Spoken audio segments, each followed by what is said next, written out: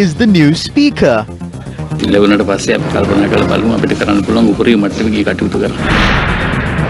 UNP Working Committee convenes again. Decision on national list nominee and leadership of the party further postponed. Minister Mahindananda seeks investors for 200,000 acres of state land. India gears up to construct a transshipment hub in Nicobar Island. Pakistan celebrates 74 years of independence. Good evening and welcome to Primetime News. I'm Bulletin Chai Singha. Let's now cross over to our newsroom. With us we have Charlene Benedict. Charlene? Thank you very much, Bernadine, and welcome to this update regarding the situation in Parliament. Of course, the people have voted. They have given their mandate to the leaders of our country. What's only left is for Parliament to convene and for our elected leaders to lead our country into a better age. Yesterday, President Gotabaya Rajapaksa issued a proclamation convening Parliament on the 20th of August. The President issued this proclamation under the powers conferred upon him by Article 70 of the Constitution. Now, accordingly, Parliament will convene at 9:30 a.m. on the 20th of August. Now, 196 parliamentarians were elected at the general election that concluded on the 5th of August. 27 parliamentarians were appointed to Parliament through the national list of the parties. Now, however, the United National Party, one of the main political parties in Sri Lanka, have not yet named their nominee for the national list seat that they have secured in Parliament. Also, the Our People's Power Party, led by Athuraliya Rathanathera and Venerable Nyanasara Thera, has also not yet named a nominee for the national list seat that they have secured. Now, what will happen when Parliament convenes? The 9th Parliament of Sri Lanka convenes for the first time on the 20th of August at 9:30 a.m. First, of course, according to tradition, will be the selection of the Speaker of Parliament. After that, the Speaker will take oaths in Parliament, following which the members of Parliament will take their oaths before the Speaker of Parliament. Of course, many other high-level appointments in Parliament, including the Deputy Speaker and the Chairman of Committees, will also be appointed during the inaugural session. Now, one speciality is the fact that Parliament will ceremonially convene at 3 p.m. on the very same day for the President to present his policy in Parliament. Now, also, another interesting fact is that this time around, the Sri Lanka Podujana Peramuna managed to secure a landslide victory, 145 seats in Parliament, together with the other parties that support the Sri Lanka Podujana Peramuna, or the affiliated parties that contested separately. The Sri Lanka Podujana Peramuna has over 2/3 of a majority in Parliament. Now, with this, there are only 116 seats on either side of the Speaker in Parliament. The right-hand side of the Speaker in Parliament, that section is reserved for the government faction in Parliament, and the left-hand side is reserved for the opposition. But this time around, with the Sri Lanka Podujana Peramuna, the governing party is securing 145 seats. Arrangements have been made, according to the Sergeant-at-Arms in Parliament, for certain members of the government to also sit on the left-hand side of the Speaker that is usually allocated for the opposition members due to the lack of seating space on the side of the government faction. Of course, here are some more of the preparations that were spoken of by the Sergeant-at-Arms in Parliament regarding how Parliament will convene on the 20th of August. නම්වැනි පාර්ලිමේන්තුවේ ප්‍රථම සැසිය 20 බ්‍රහස්පතින්දා පෙරවරු 9:30ට All preparations have been made for the first session of the Parliament to be held at 9:30 a.m. on the 20th of August. Meanwhile, at 3 p.m. that afternoon, the President will chair the sittings of Parliament and present the policy statement of the government. That will be a ceremonial sitting. We got recommendations from the health authorities to hold the first sitting of Parliament in the chambers itself. The reason for this approval is that there is a distance of about 2.5 feet between seats in Parliament. The MPs must wear face masks at all times. The seats in Parliament will not be allocated on the first day itself. The MPs can sit on any seat they want on the first day. This time the government secured 145 seats, and they also have some other parties supporting them. Therefore, we will have to allocate seats for about 35 MPs from the side of the opposition in Parliament. we have put in place a security plan for the inaugural session. We have sent out invites according to a priority list.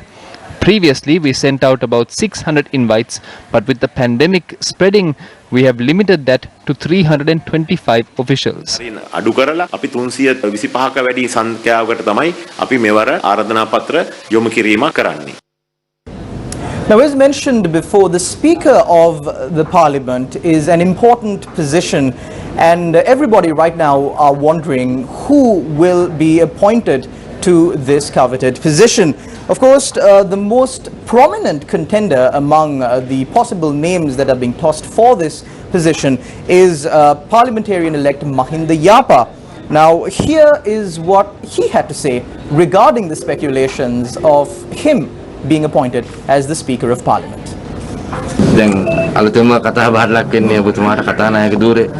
It is being said that you will be appointed as the new Speaker of the Parliament. There were various opinions expressed regarding the position of the Speaker in the past. What are your views about this?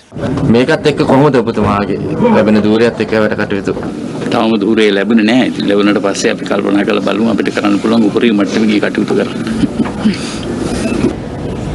Now, what will be the principal focus of the newly elected Parliament? What will be their main point which they will try to drive through the institution of the Parliament? Now, an array of views are being expressed in this regard. It's important for us to take a look at one of the key achievements of the 8th Parliament of Sri Lanka, which is the previous Parliament of Sri Lanka, which was the passage of the 19th Amendment to the Constitution. It was hailed as a great achievement of the 8th Parliament of Sri Lanka. It was passed by an overwhelming majority in Parliament. The only person voting against the 19th Constitutional Amendment in the entire chamber on that day was Rear Admiral Sarath Weerasekara, who was recently appointed as a state minister.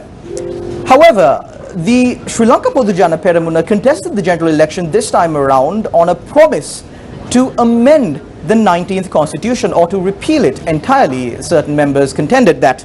President's Counsel Ali Sabri, the Minister of Justice, said that steps will be taken to amend and replace certain sections of the 19th Constitutional Amendment with the 20th Constitutional Amendment as soon as Parliament convenes.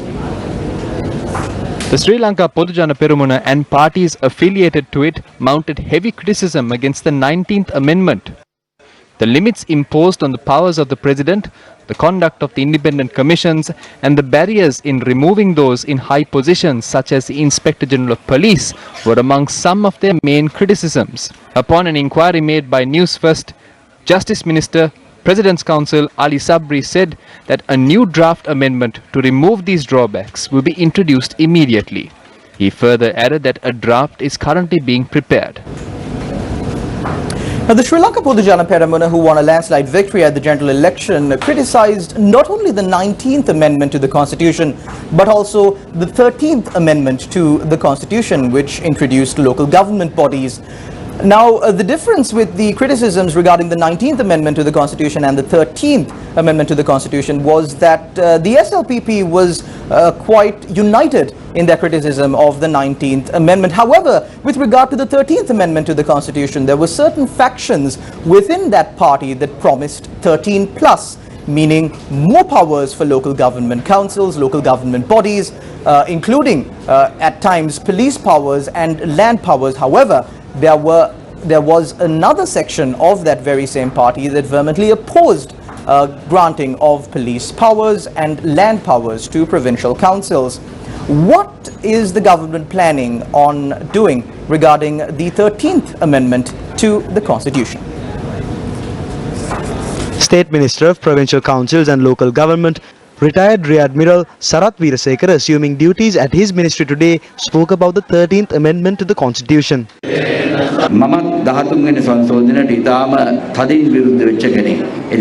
am a person who strongly opposed the 13th Amendment to the Constitution. I believe it to be a stroke of fate that I was appointed as the State Minister of Provincial Councils and Local Government. I must clearly state that until all unfavourable portions of it are removed, we will not be giving any police or land powers to the provincial councils. Now, while all of these grave matters of constitutional importance, constitutional amendments, repeals, how the country will function as a whole are being discussed, it is important to note that Sri Lanka, the country, is running without an official budget for the financial year 2020. The president used the powers conferred on him by the constitution and various other statutes to run the country without an official budget for the year 2020 being presented in Parliament. Of course, this was because of the fact that the parliamentary elections couldn't be held as it was planned initially in April, and this caused a bit of a stalemate. Of course, it is now up to the government that has been elected by the people to present a budget, a roadmap that will navigate Sri Lanka through these troubled waters amid the spread of this pandemic globally, to bring Sri Lanka into a more prosperous future and to finally make Sri Lanka a wonder of Asia. We will continue to report on these matters as and when it happens. Stay tuned to News First. Until next time, it's back to the studios with Bernadine Chayasinghe. Thank you very much, Shalom, for that comprehensive report. With that, we move on to some local news. The President's Media Division states that employment of 50,000 graduates and 100,000 low-income earners will commence immediately. The announcement states that President Gotabaya Rajapaksa has decided to immediately implement the employment program of the 150,000 people who were suspended due to the general election. The list of employed graduates is to be published on the Presidential Secretariat website next Sunday. Posting of letters of appointments to those selected employees will begin on Monday. The Presidential Media Unit has stated that the appointees should report to the nearest divisional secretariat on the 1st of September. Furthermore, it has stated that the selected low-income earners will be employed to the newly established task force from September the 1st. Also, to the qualified graduates who are not included to the list are asked to inquire from the Presidential Secretariat about their appointments. Minister of Agriculture Mahindananda Alutgamage made an open invitation to all investors today. We are a country that has everything, including land, labor and technology. 200,000 acres of our land has gone to waste without being used. We have 200,000 acres of land under the purview of the Mahaveli Authority and Land Reclamation Committee and the plantation companies. All 200,000 acres of this land is not being used. We are a country based on agriculture, but we are not using 200,000 acres of land that we have. So as the Minister of Agriculture, we invite investors to invest in the agricultural sector. The minister expressed these views when he assumed duties at the ministry premises this morning.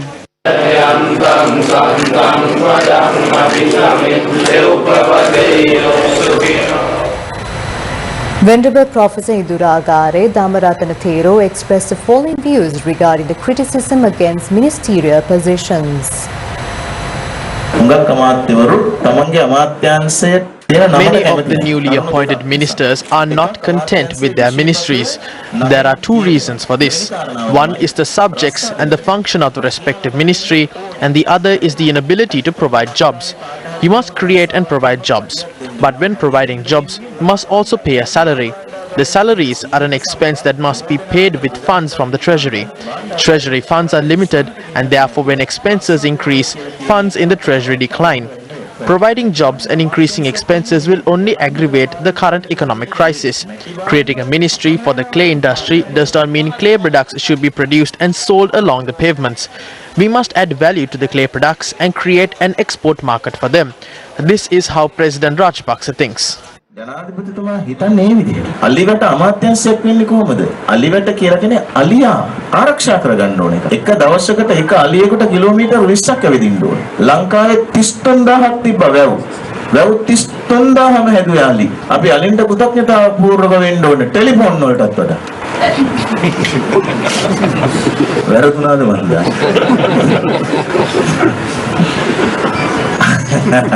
අලින් පාගලා තමයි යට තට්ටුව හදන්නේ වැවේ. නේද? අලිවට අමාත්‍යාංශයක් වෙන්න ඕන තමයි. අධිකරු ජනාධිපතිතුමාට සහාය දක්වන්න. We must support President Rajapaksa. We must try and understand his strategy. ආණ්ඩුව හිතන විදිහට අංක 3 රට Venerable Professor Induragare Dhammaratana Thero expressed these views after Indika Anuruddha assumed duties as a State Minister of Rural Housing and Construction Material Industries. The event was also attended by Prime Minister Mahinda Rajapaksa.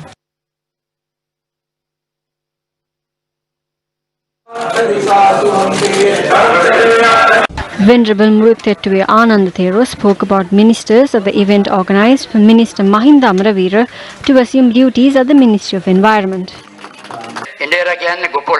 The herdsman is a person who leads the herd. The herdsman has to understand his herd properly. There are many types of bulls in the herd.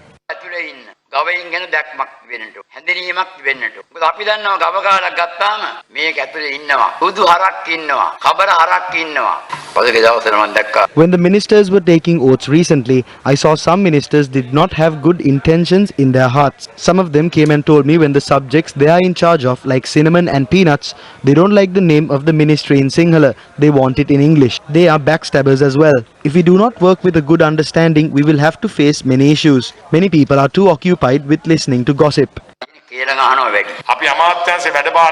It takes many months for the Gazette to be issued after we assume duties in our ministries. The President wants to operationalize a state mechanism that would bring success in the short term. We are public representatives. We only want to leave a good name behind. We do not want houses in foreign countries or big bank accounts or assets that we gathered in Sri Lanka. Specialist Dr. Anil Jasinghe was appointed as Secretary to the Ministry of Environment. The coming 5 years will not be easy. The COVID-19 virus has brought down the whole world. It is the same for Sri Lanka. All of us will have to work hard to get through this.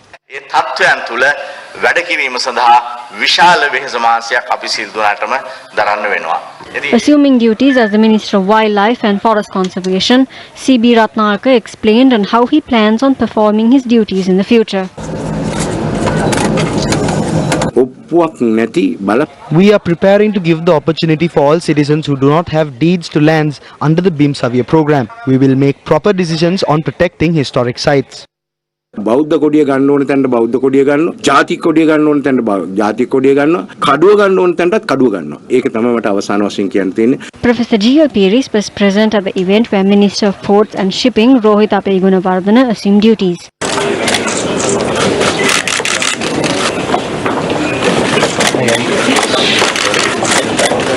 Minister of Transport Kamini Lokuge assumed duties at the ministry premises in Battaramulla.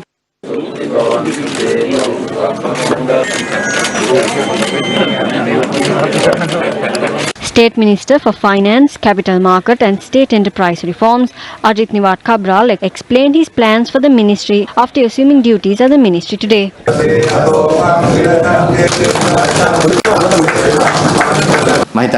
I believe that there are 5 to 6 financial institutions that are weak and on the brink of collapse. We hope to work towards increasing the investments in treasury bills and treasury bonds.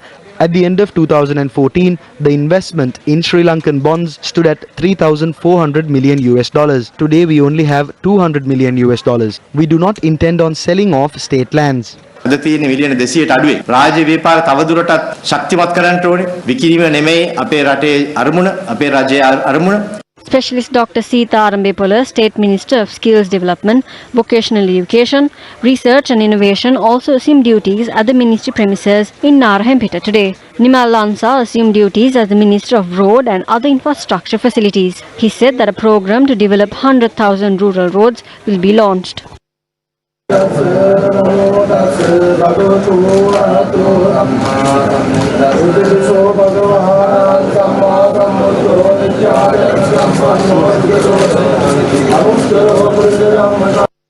New secretaries were appointed to 3 cabinet ministries today. MMPK Maya Dunne has been appointed as the secretary to the Ministry of Justice, while UDC Jailal has been appointed as the secretary to the Ministry of Ports and Shipping. The President's Media Division announced that Professor Kapila Gunawardena has been appointed as the secretary to the Ministry of Buddha Sasana, Religious and Cultural Affairs.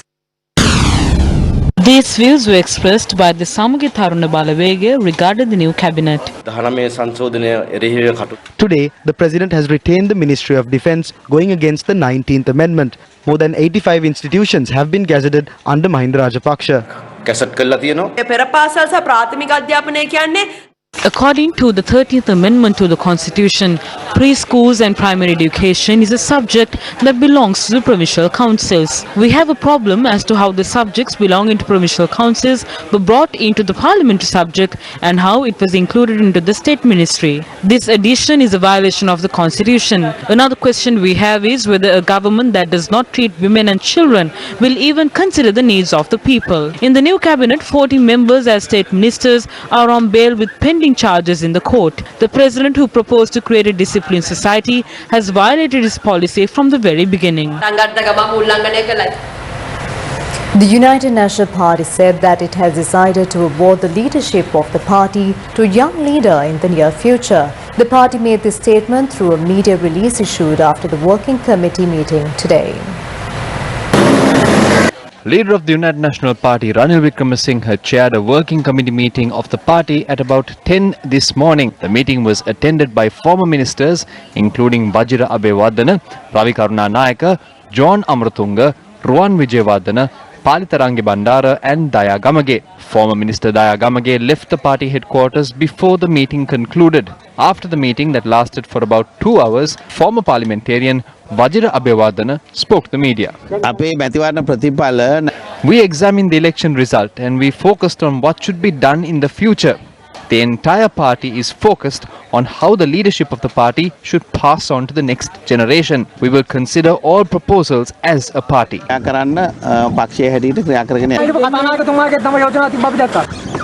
විවිධ මත තිබෙනවා. නමුත් අනාගත පරම්පරාවට පක්ෂයේ හිමි යුතුයි කියන තැන පක්ෂයේ ස්ථාවරයේ තිබෙනවා. කවුද පරම්පරාව අනාගත පරම්පරාව විශාල පිරිසක් ඉන්නවා.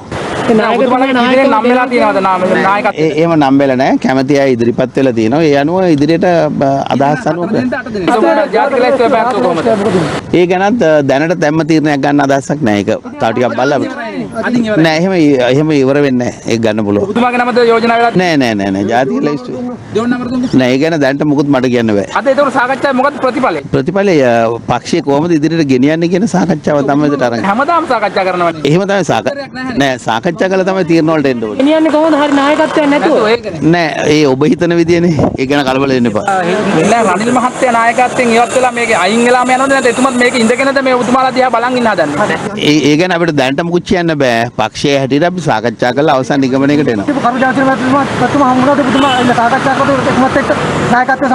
මම සාකච්ඡා කළා තියෙනවා. මොනවද නෑ මම කියලා තියෙනවා මේ පක්ෂයේ ඉදිරියට යා යුතු මාර්ගය ගැන එතුමා සමග සාකච්ඡා කළා තියෙනවා. ඒ වගේම තමයි ඉදිරිපත් වෙන්න එපා කියලා මොකක්ද ඔබතුමා? නෑ කවදාවත් මම කියලා නෑ. ඔබතුමා කරුජාවිසුර මහත්තයාට විරුද්ධද? මම එතුමාට විරුද්ධ නැහැ. නමුත් දේශපාලන ස්ථාවර වෙනස් අපේ. Issuing a communique to the media following the meeting, the working committee of the UNP said that it reviewed the results of the previous general election. According to the communique, giving prominence to the views of party supporters were also discussed at the meeting. The UNP said that the leadership of the party will be passed on to a young leader in the near future. Two factions of the Our People's Power Party continue to be locked in debates over the nominee for the nationalist seat the party secured. The secretary of the Our People's Power Party, Venerable Vedinigama Vimalatissa Thero, wrote to the Elections Commission informing the Commission that he is the nominee for the nationalist seat of the party. However, later the party announced that Venerable Vedinigama Vimalatissa Thero has been removed from the position of secretary of the party. The Elections Commission sought the advice of the Attorney General's Department on the matter against such a backdrop. Meanwhile, Venerable Athuraliya Ratana Thero and Venerable Galagoda Atte Nyanasara Thero spoke about the nationalist seat of the Our People's Power Party. There is a teaching of Lord Buddha that says the absence of a leader will create chaos, and the presence of many leaders will also create chaos. Now there is an issue as to where the leaders of this party are. In a national movement, you cannot have secret agendas. When we do not talk about these things, some think that we have fallen. There is nothing like that. I don't need the parliamentary seat. We will start our work from tomorrow. We lead this nation for so long and spoke about national issues without a seat in parliament. We don't need it now as well. You do whatever you want with the seat, but we will start working from tomorrow. Solve the problems of the people who worked towards this movement. We cannot follow the methods of Ranil Wickremesinghe. This was the only party that we could have joined at the time that could contest for the parliamentary election. That is why we asked Athuraliya Rathanathero as to if this party is right. Do you trust the secretary? Who appointed the secretary? What were the agreements? He said that there is nothing wrong with the party. He asked us to prepare to contest for the election. He had 2 days left. So we thought that this Venerable Thero, who has been in Parliament for 15 years, would have understood this and read all of it. He is not a child. We are new to all of this. Although I oppose this vehemently, we really wanted to contest the 2020 general election and secure at least one seat in Parliament. දේශපාලනිකව 20 20 මහමැතිවරුන් ඉදිරිපත් වෙලා එක മന്ത്രി ආසනයක් දෙකක් හෝ ලබා ගන්න. After I start something, I won't step back. So I told everyone that we do not have to get disheartened. Let's work towards securing a seat through the national list. We began our election campaign from way back. Since we couldn't register our party, we looked for another registered party. It was then that Venerable Vedanegama Vimalathissa Thera said that there is a party named Our People's Party. It was then that I said that the people of the country don't know the name of this party, but the symbol of the party is very good. He asked me to believe in him and work with this party. I said that we cannot work like that. We need the position of General Secretary. Then he asked me to believe in him and said that he is the secretary of the party. When we looked into the matter, we found out that he is in fact the secretary of the party. He is a Thera that we trust a lot. And all decisions in the party were made by the secretary of the party. I was aware of the fact that if the secretary of the party entered into an agreement with us, we would not face this legal issue. He brought and showed me the agreement and said that Venerable Vedanegama Vimalathissa Thera would be the secretary of the party until the conclusion of the election. As the secretary of the party, Venerable Vedanegama Vimalathissa Thera attended the meetings convened by the Election Commission as well. Some of the people who are speaking about the nationalist seat in Parliament are trying to get the seat through thuggery. Some are taunting us. But all of these problems will be resolved according to the law of the country. සමහර අය වාසි bus දොඩනවා. නමුත් මේ සියලු ප්‍රශ්න විසඳෙන්නේ රටේ පවත්නා නීතියට යටතේ. Meanwhile, the Elections Commission has sought the advice of the Attorney General regarding the nationalist seat of the Our People's Power Party. Coordinating Officer of the Attorney General State Counsel Nishara Jayaratna said that the Elections Commission was advised to consider who the actual secretary of the party is and then decide on the nationalist seat of the party. The chairman of the National Election Commission met with the Attorney General to discuss this issue today. During the discussion, it was understood Venerable Vimalathissa Thero and one other person who claimed to be the General Secretary of the party have submitted two different nominees for the nationalist seat on the same day, the 7th of August 2020. Also, the Election Commission sought advice from the Attorney General on the legal provisions that govern this situation, as it is unclear whose nominee the Election Commission should accept when two factions have put forward two nominees. The Attorney General informed the Chairman of the Election Commission that the law is clear on the matter and added that the Election Commission must accept the nominee put forward by the person the Election Commission accepts as the Secretary of the party based on the evidence before the Commission. එම පක්ෂයේ ලේකම් වශයෙන් සලකන පුද්ගලයාගේ නාම යෝජනා බාර ගැනීමට කටයුතු කරන ලෙසයි. Issuing a statement today, leader of the Tamil Progressive Alliance, Mano Ganeshan, said he vehemently disapproves the government's attempt to portray Sajid Premadasa as another Ranil Wickremesinghe.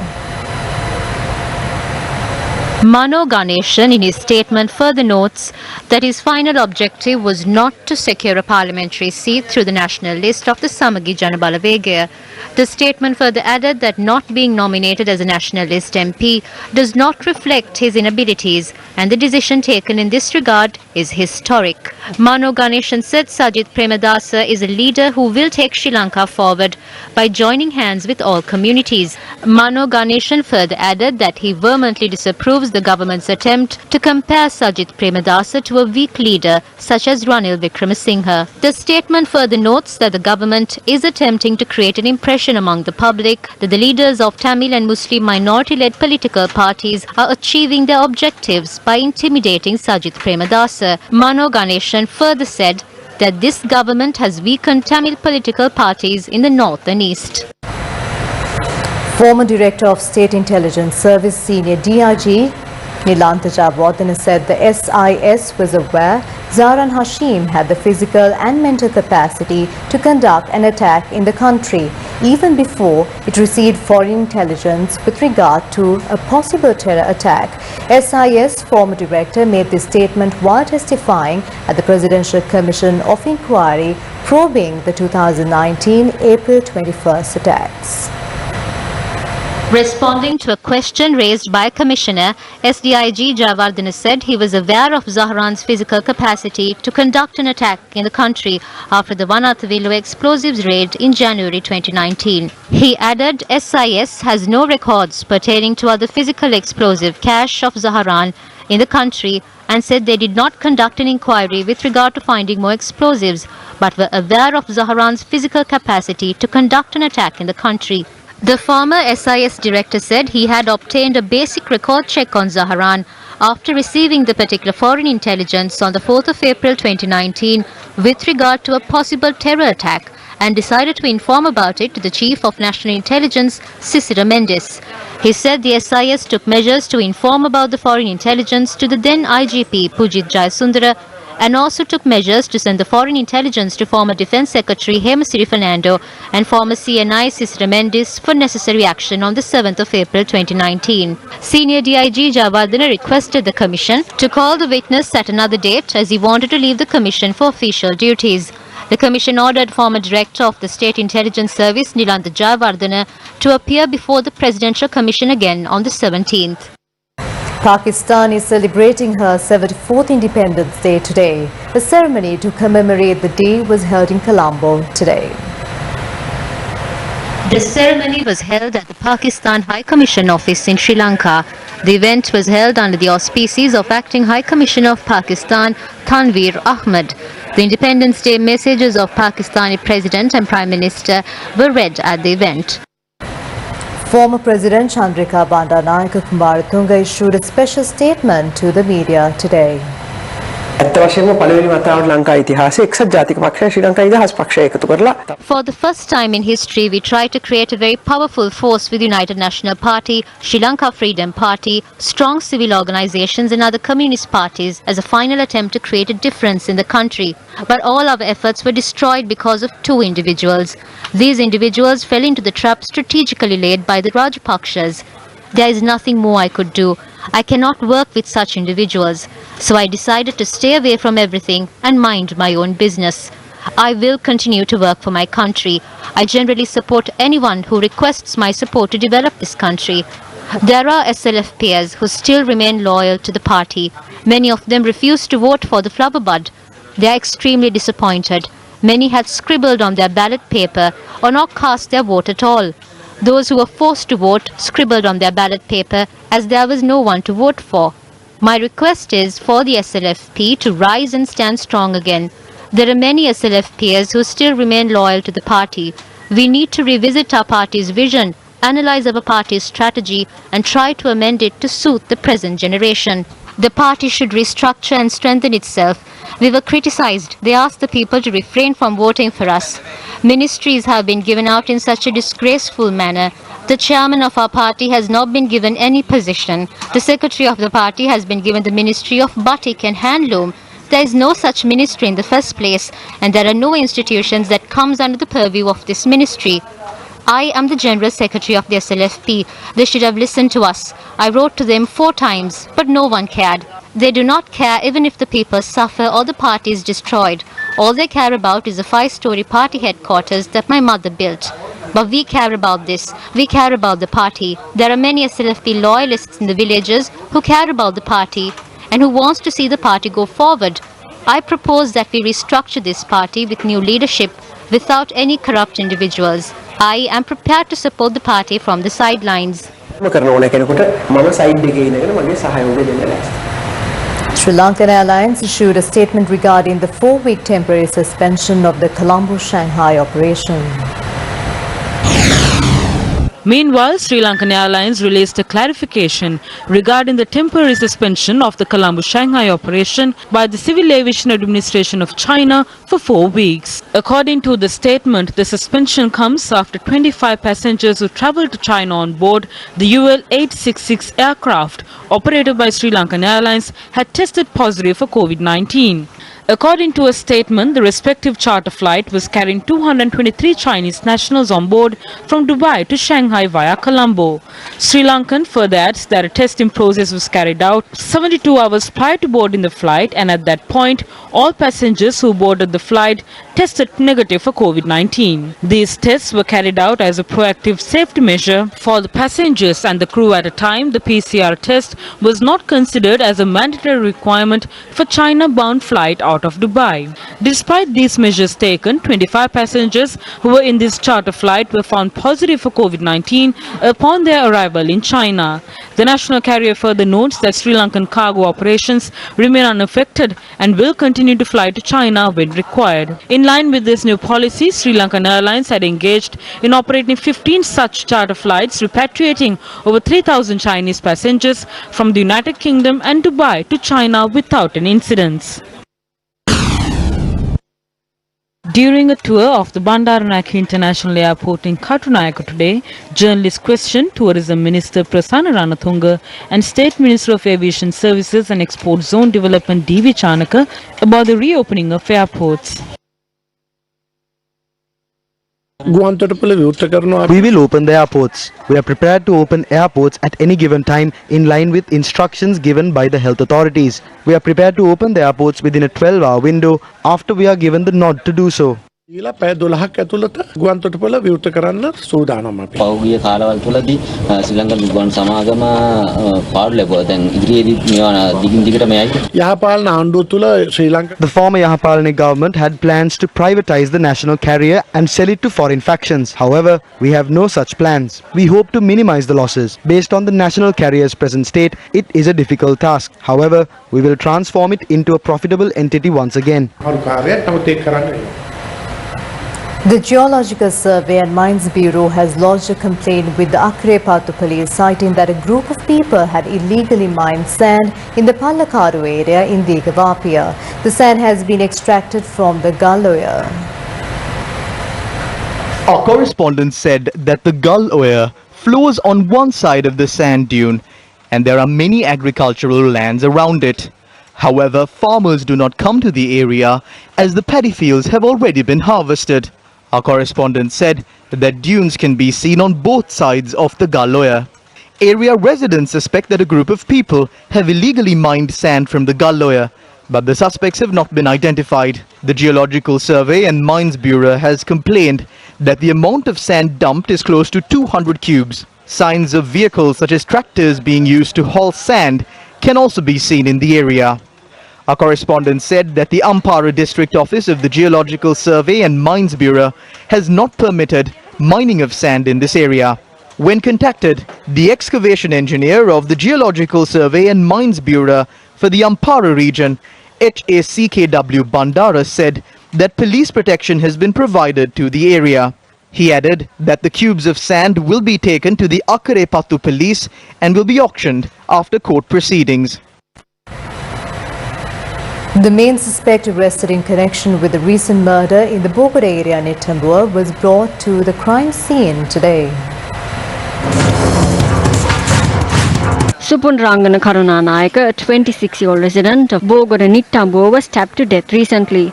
His body was found 3 days ago near the Bogor paddy field. The Nittambur police conducted investigations into the incident. Based on the statement made by the mother of the deceased, the main suspect was arrested on the 12th of August in Matalamde near Nittambur. The suspect was brought to the scene of crime today.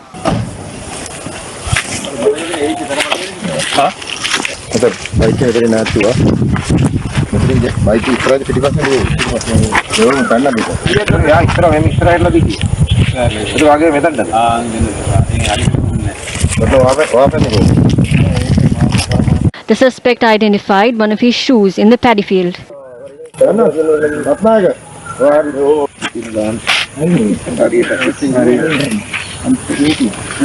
He was then taken to his house in the Matalan area.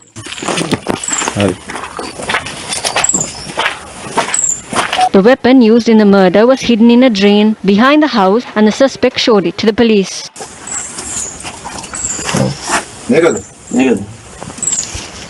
The suspect had told the police that his clothes were put in the Matalana cemetery after the murder. It was also found by the police today.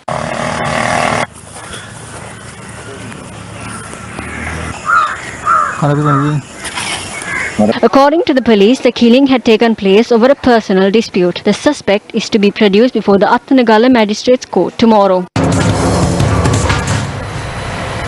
Chairman of the University Grants Commission, Sampath Amaratunga, said all universities will reopen on Monday, the 17th of August. All universities will reopen on Monday, the 17th of August, and continue with the usual academic activities. The final year examinations of the medical faculties ended on the 15th of June, and from that point onwards, academic activities for the final year and the third year examinations were gradually completed. Everything was a massive success. Professor Sampath Amaratunga expressed the following views regarding university dormitories. University Vice Chancellors have urged us to group roommates based on their year of study. For instance, one group in one room will only include first-year students. Another room will only include a group of third-year students. University authorities have also requested us to minimize the number of guests visiting the university premises. Any visitor who enters university premises should provide their name and contact details. Students who are not registered should be prohibited from entering the university. The Council Office of the Sri Lanka Amarapura sect will be vested with the Mahasangha tomorrow under the patronage of Prime Minister Mahinda Rajapaksa. The traditional boiling of milk took place this morning at the Council Office of the Sri Lanka Amarapura sect. A small event was held after that and attended by several factions including the Mahasangha, the Navy Commander and the sponsors of the temple.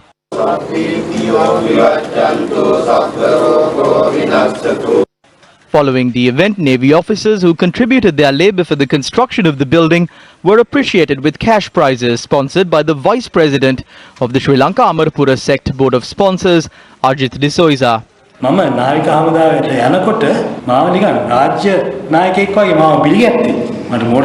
When I went to meet the Navy officers, I was welcomed like a state leader with a motorcade. I also realized that our efforts were a success. When I put forward my request, he convened a discussion and gave me approval immediately. I had the luck to help construct this building. Initially, we only wanted to construct one story, but when I saw the land and property, I realized that we could construct three. Navy Commander Vice Admiral Nishanta Uluge Tanna, former Navy Commander Admiral Priyal De Silva were present at the event. The Mahanayakas of the Amarapura sect, Agamaha Panditha Most Venerable Kotugoda Dhammavasi Thera, addressed the event.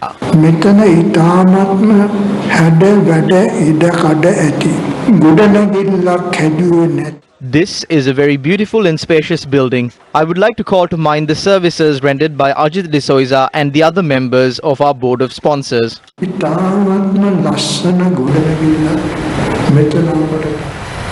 When people build houses in elephant habitat, the elephants lose their way and then they encroach villagers. Herds of elephants that encroached Balagaswava village in Hambantota last night have destroyed not only crops but also the houses of the people living in this village. Balagaswava Hambantota is an area that belongs to the Mahaveli farming zone. The people of this village have to struggle with elephants throughout the year. All their hopes about life and everything they built have been destroyed overnight. We informed wildlife officials.